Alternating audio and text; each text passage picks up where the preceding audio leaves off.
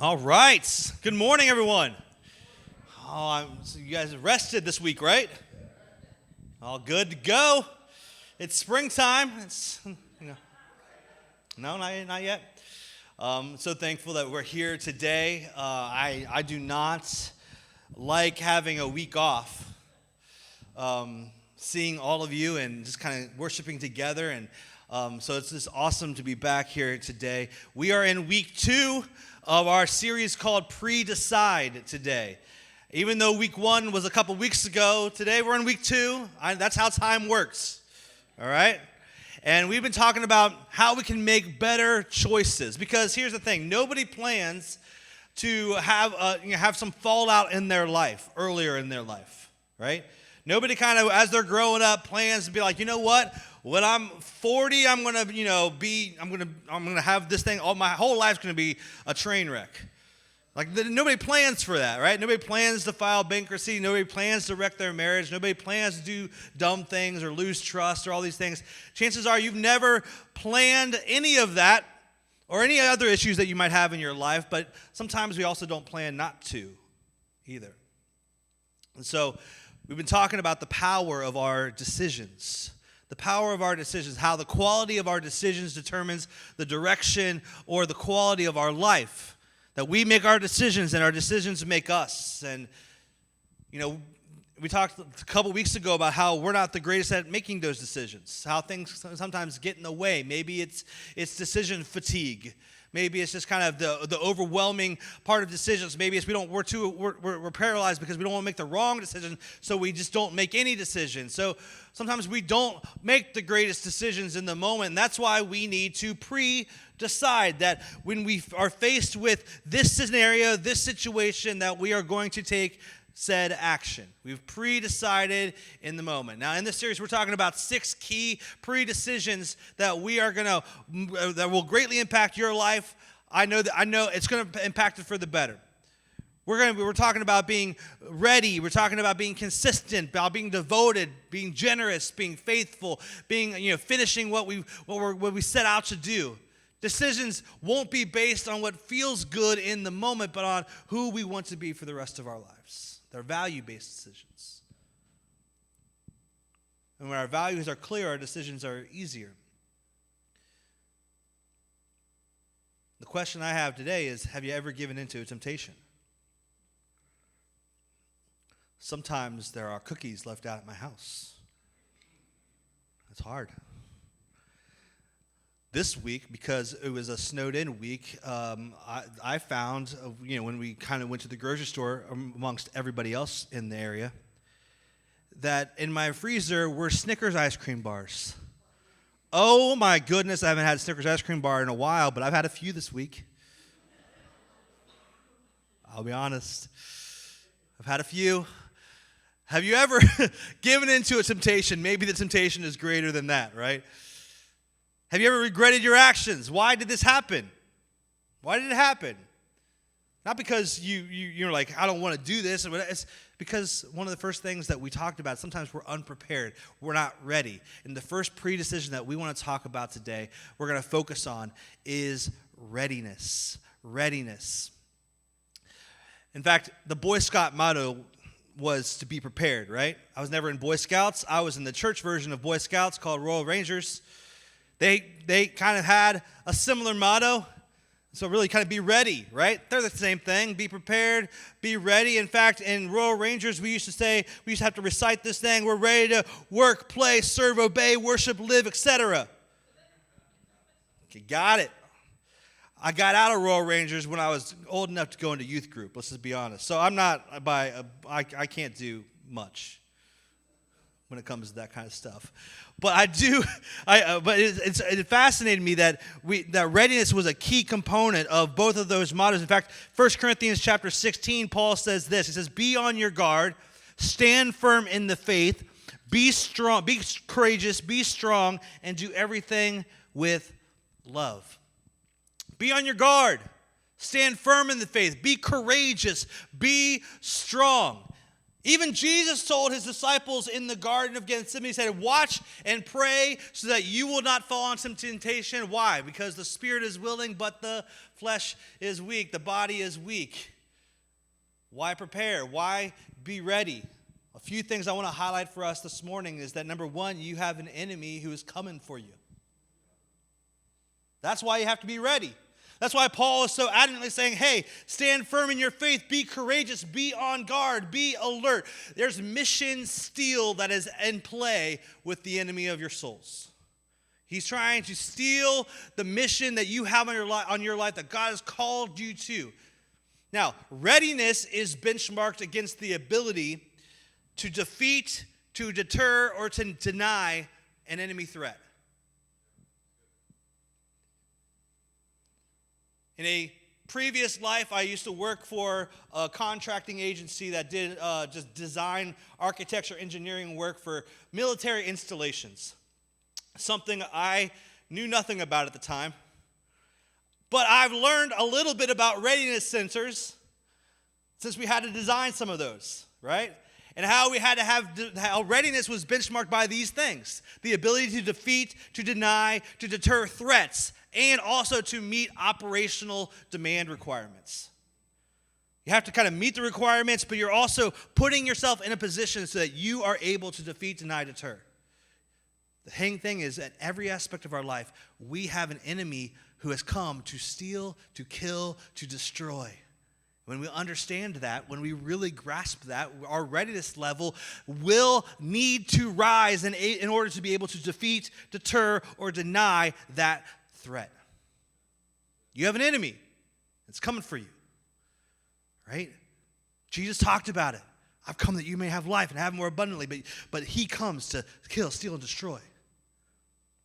Paul says, be on guard, be alert.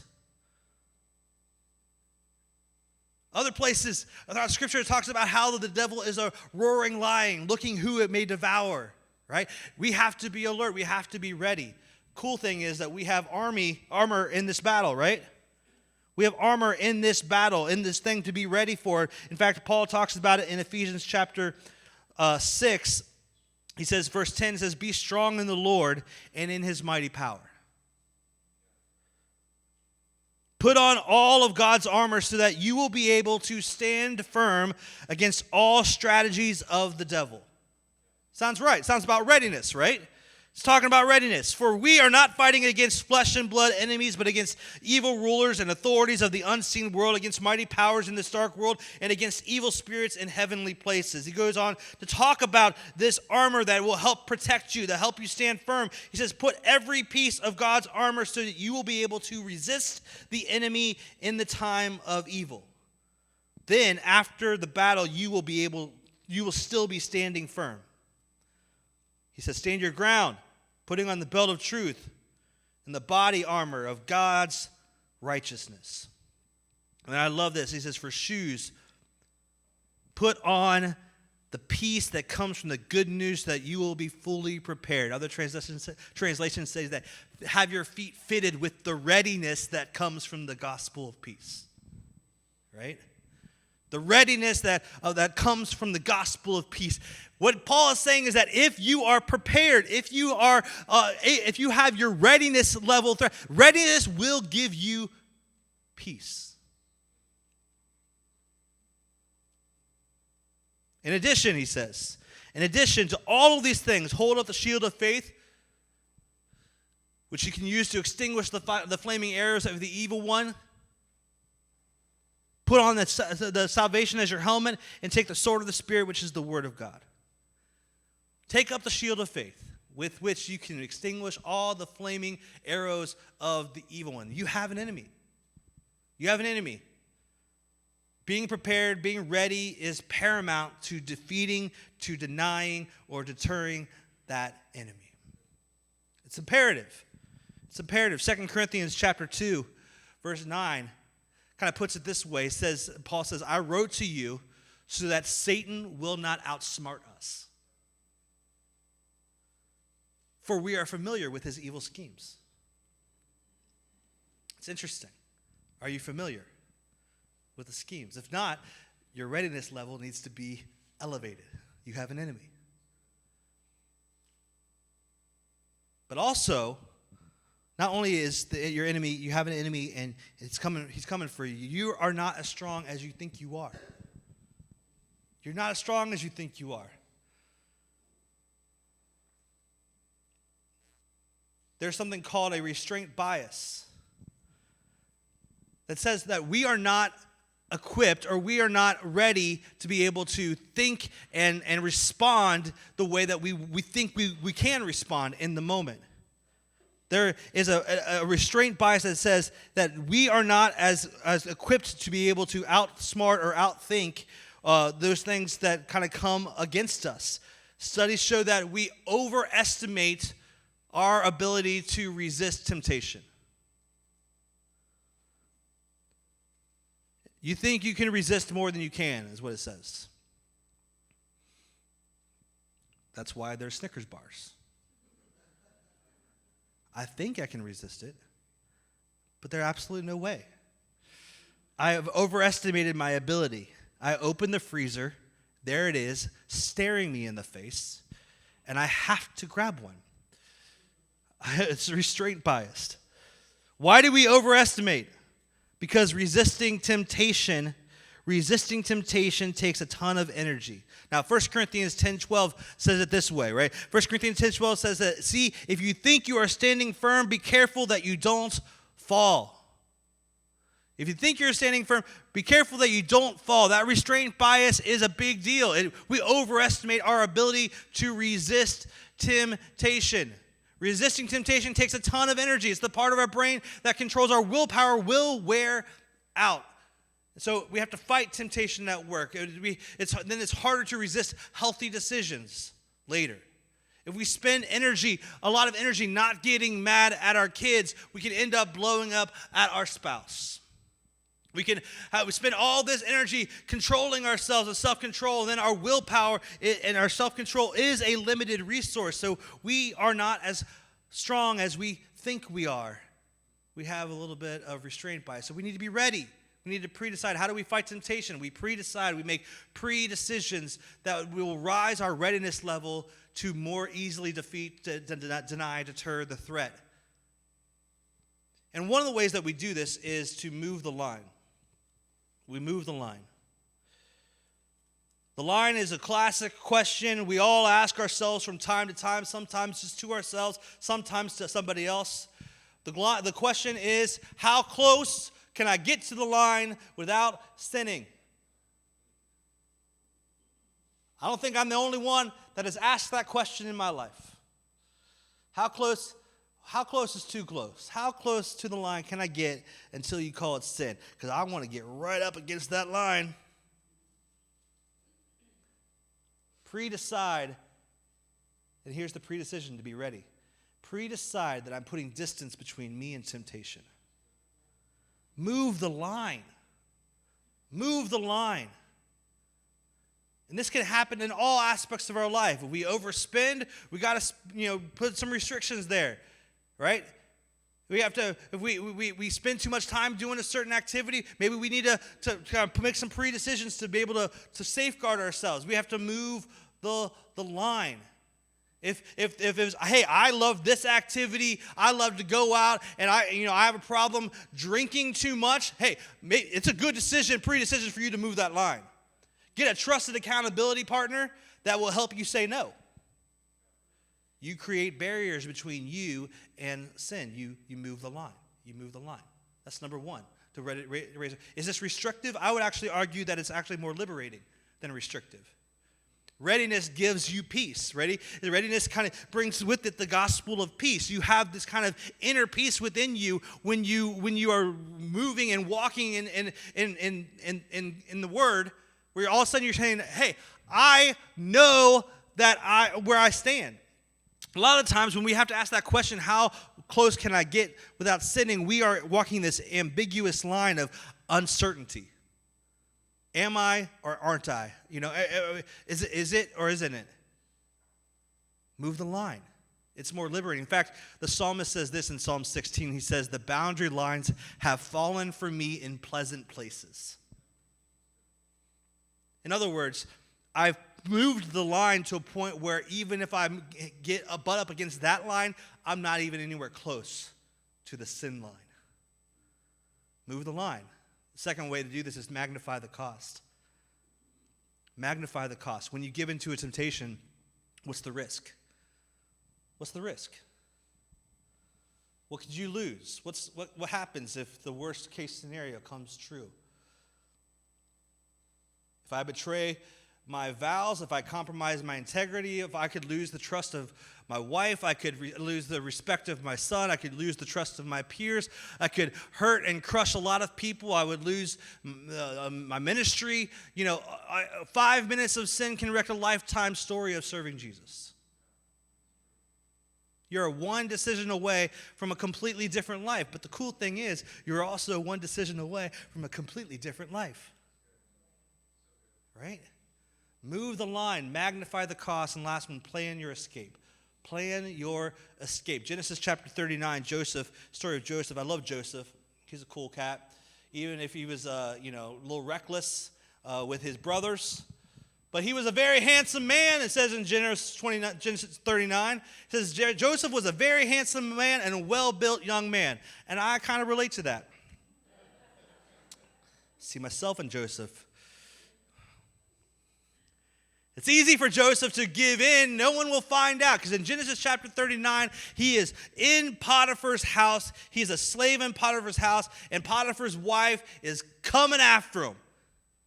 It's easy for him to give in. No one's going to find out. She's a good-looking woman. He's young. He's single. He's very handsome and well-built. She made the first move. Here's what I know. Sometimes we use our disappointments to justify our disobedience. You can get disappointed in some aspect of your life, and you're like, you know what? It's okay. And the word that we use is, I deserve this. So I was hurt here, so I deserve pleasure or enjoyment over here. My spouse isn't meeting my needs, so I got to do. Joseph told her, no deal. He resisted temptation. Was there no more temptation? Day after day, she comes, she's hitting on him, right? The enemy tries to wear you down. That's why your readiness level needs to be elevated. You need to be on high alert. Now, you might think he was strong.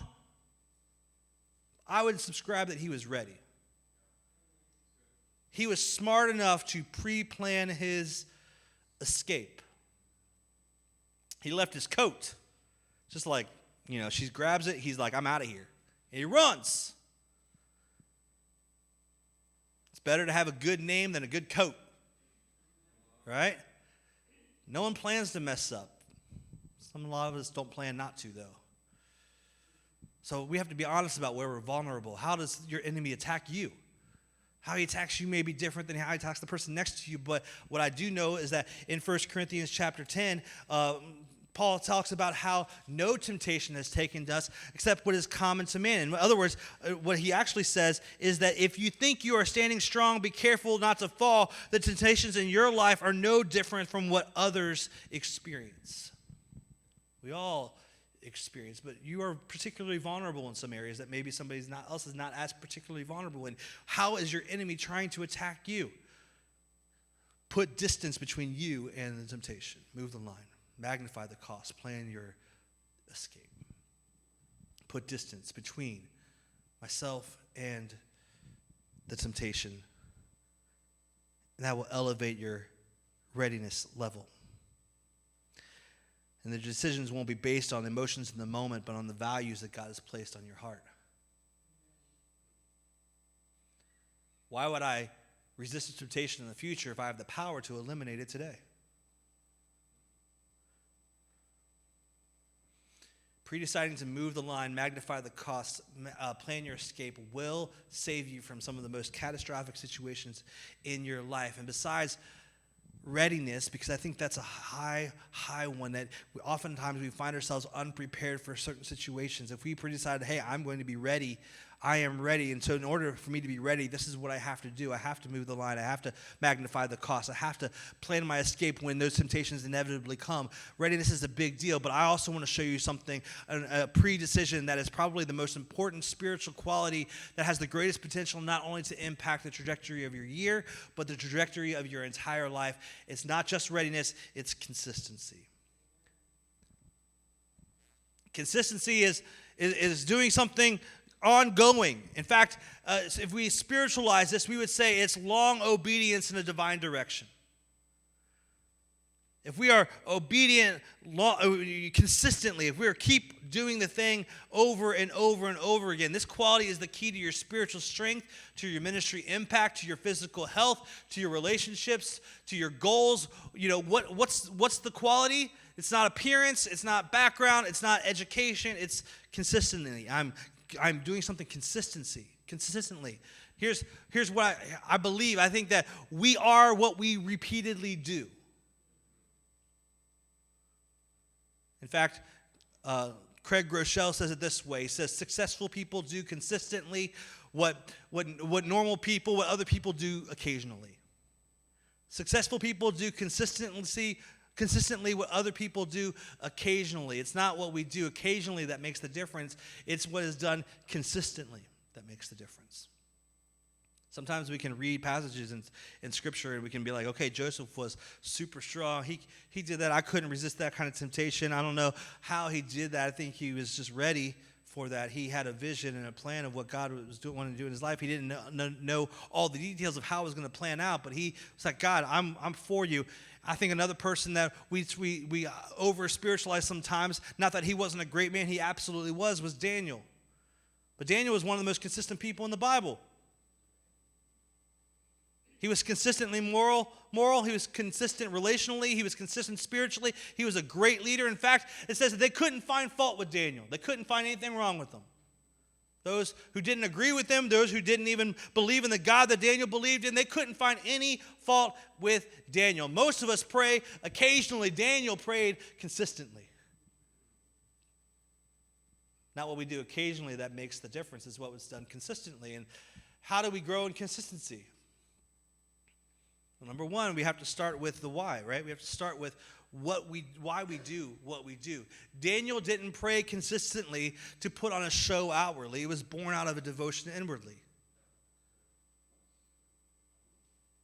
Most changes or most resolutions fail not as a result of a lack of desire, but as a result of a lack of devotion. I'm not devoted to it, so I'm not going to continue doing it. It's not because I don't want to do that. So if we grow in our consistency, we have to start with the why. We have to get close. If you want to get close to God and you consistently getting close to God, you will have a better marriage. You will have stability. You will kick that bad habit if you're consistently getting close to God. If you're sick of getting distracted, serve. It's a good place. It's not willpower, it's why power. We want to do it, but sometimes we don't understand the why, or we still fully subscribe to the why, and so it's not our desire, it's our lack of consistency to it. Never take a day off your why. Never take a day off. Define it. Your values are clear, your decisions are easier. So you got to start with the why, and then you have to plan to fail. Got to plan to fail. Daniel prayed 3 times a day, just like he had done before, it says in chapter 6. He prayed 3 times a day. My question is, did he ever miss? We don't know. I don't know. I don't know if he ever missed. Right? But he probably missed. Let's just put it that way. Maybe. I don't know. Did he ever miss? Did King Darius ever ask him to work late? Maybe he got caught in a camel still traffic jam. Like, I can't do it right now. I mean, why are we so many of us inconsistent? Is because I believe we have an all or nothing mindset. We fall short one time and it's like, forget it. I'm done. I failed. I can't do it. I'm out. Being consistent isn't the same as being perfect. You have permission not to be perfect. You're going to mess up. Plan to allow for it. Know that your momentary failure is part of the process. It's part of where you're going. But don't let the illusion of perfection keep you from getting started. You got to start with the why. You have to plan to fail. You also have to fall in love with that process. It's a kind of out there. It's a trendy line now. Hey, know the process. Trust the process. Daniel wasn't trying to get promoted. He was trying to consistently do what mattered to him and to God. The mistake that most of us make is we obsess about the goal, and we don't think that we succeed until we hit that goal. Can we reevaluate what success is, where we can fall in love with the journey, the process, where we can say, hey, I'm doing something consistently. Yeah, I have other goals, but I have goals leading up to that as well. My win isn't achieving the ultimate goal. My win is showing up day after day. If I'm consistent, I will make progress. Yes, my ultimate goal is there, but I have other goals that I want to hit along the way, and I won't hit that. My win is showing up tomorrow and doing that thing tomorrow. It's being consistent. That is what my goal is. You're not successful when you achieve a goal in the future. You're successful when you honor God today. Today. Pre-decide to be ready. Pre-decide to be consistent. Readiness will prepare you for whatever comes your way. It'll prepare you for whatever comes your way. Not that you won't be surprised, but when life throws some elbows, you'll be positioned well to respond and be prepared to take it on. We're not going to know everything that comes our way. We're not going to know every hiccup. We're not going to know every trial. Sometimes we can see some things coming. But sometimes we're taken by surprise. How can we be ready? You have an enemy.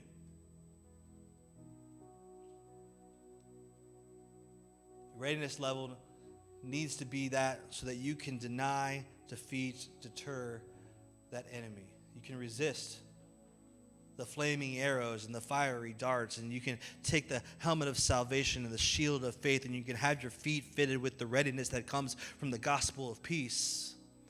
You can have the readiness to walk through life.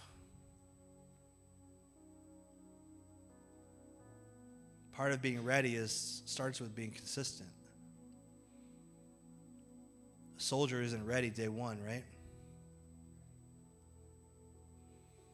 There's some consistency that needs to take place. So maybe today the first step is, hey, I'm going to start today, and I'm going to make a decision, a pre-decision. I'm going to do it again tomorrow. I'm going to grow closer to God every single day, and I'm going to trust the process here, because I know if I grow closer to God, my relationship with him will be stronger. My relationship with my spouse will be stronger. My relationship with my kids will be better. My relationship with how I deal with work and how I go through life will have a different worldview. If I'm consistent in this, then it'll impact everything else in my life. When it gets tough, I'm going to push through it for the sake of being consistent.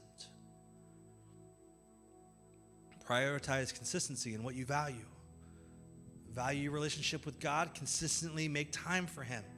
Be in church. Prioritize that relationship. No shortcuts. No shortcuts. Jesus said Himself, we will have trouble. You will face hardships.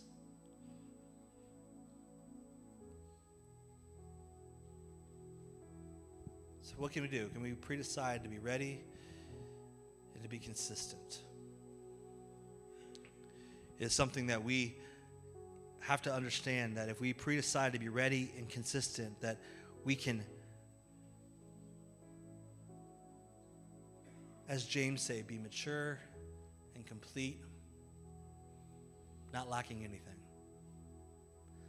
When perseverance, endurance has run its course, has run its test, you will be mature and complete, James says, not lacking anything. And it starts with being consistent and being ready. Next week, we're going to talk about being devoted. These pre-decisions that when I'm faced with this situation, I've pre-decided to take this action. It's going to help you all along the way. Maybe if you're anything like me, you will walk through this week realizing how unready you are.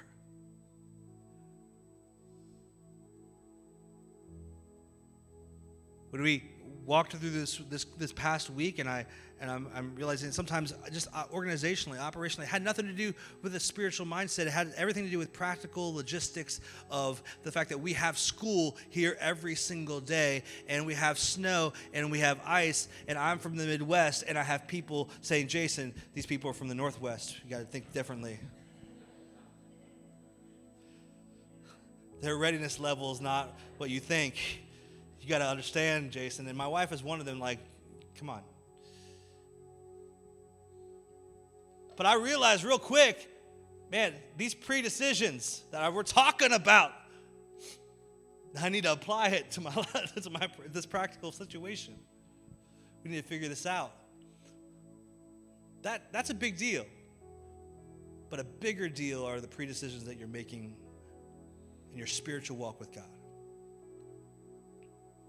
How are you going to get closer to him? How are you going to be ready to fight those things when discouragement comes or when a difficult situation comes? You have to be ready to understand that is going to happen. But when it happens, I'm going to put my trust in God. I'm going to remind myself that every temptation in my life is no different than what others experience, but God is faithful, right? I can remind myself that I can be ready. I can put on faith and righteousness and the gospel of peace, and I can walk through life, and I can understand that God is with me and he's for me, and his love covers me and his grace covers me. And yes, I will probably fail, but I'm going to plan to allow for that because I don't need to be perfect to be consistent. I can just keep going and keep making the decision. I'm going to keep going so that we can endure. And like Paul says, we can kind of move forward, and the whole point is to run the race, to finish that race. We're going to talk about that in a few weeks. So yeah, you may have trouble. You may be coming here today with some heaviness. But I would encourage you, go to him.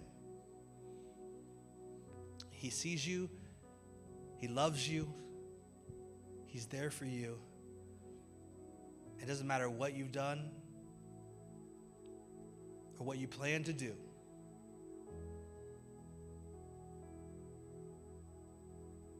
I would say pre-decide right now, God, I'm for you.